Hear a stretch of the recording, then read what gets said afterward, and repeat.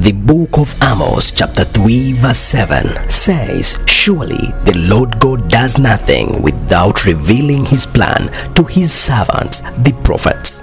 Oh yes, surely God is using his most beloved anointed servant chosen for this generation, Prophet Asana Enoch, the chosen one, to reveal hidden mysteries and speak the wisdom of God in our generation. Listen, I saw Raila Odinga when he has lost a very tight battle. Yes. That battle will be a huge blow to East Africa. Let us pray. Because it will disorganize Kenya. Like their connection with the president. Speaking of reading into things, was it the last-minute advisory to the South African development community to back the Madagascar candidate? Was it Francophone solidarity? Was it Kenya's failed or missteps in the area of diplomacy that cost Raila Odinga the AUC chairmanship? Well, Emmanuel To interrogates now in this report.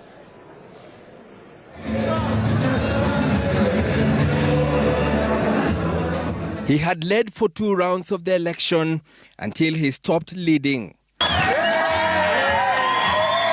Kenya is still counting its losses, and the candidate is yet to understand what really happened in the dying embers of the contest that saw his ambitions go up in flames. And actually we're sure we'll win, but as I say, other factors have come into play, and those factors are going to come out and will be known.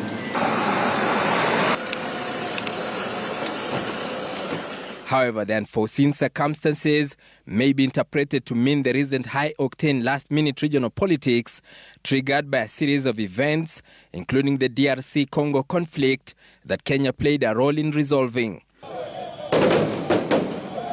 The perception that Kenya was supporting Rwanda and the M23 militia by extension, ruffling feathers with DRC's President Felix Tshisekedi and by extension the South African Development Community SADC, where DRC is also a member. The candidate from Madagascar, the number of votes that he got, 10, and then when we came to round 2, you were also able to see the patterns that were playing, so you can clearly see that the Francophone countries were able to stick together. The effect, Tshisekedi is keeping an EAC meeting organized by President William Ruto, opting to turn up for the SADC one that set the ball rolling for Odinga's failure.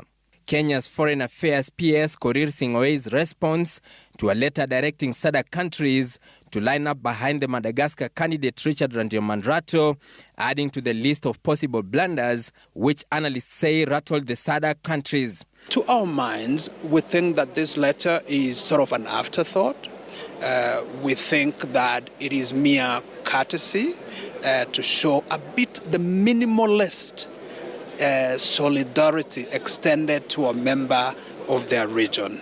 The SADC power shift would be evident from the 3rd round of the election, with the numbers of the supposed SADC candidate Richard Randramandrato shifting to the Djibouti candidate, who opened the gap between him and Raila to the last round.